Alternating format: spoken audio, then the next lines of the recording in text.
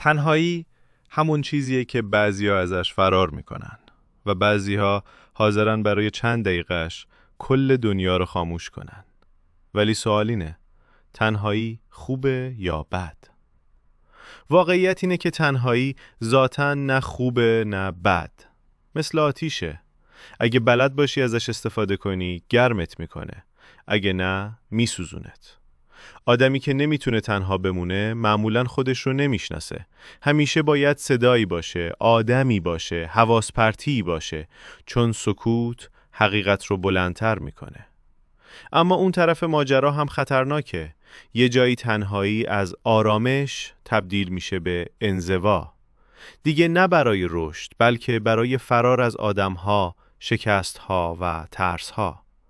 تنهایی سالم جاییه که بعدش قوی‌تر برگردی بین آدمها، نه اینکه کم کم یادت بره چطور ارتباط بگیری.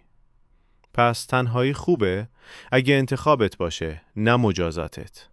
اگه توش خودت رو پیدا کنی، نه اینکه خودت رو گم کنی.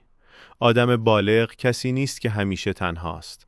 کسیه که هم با خودش راحته، هم کنار آدمها.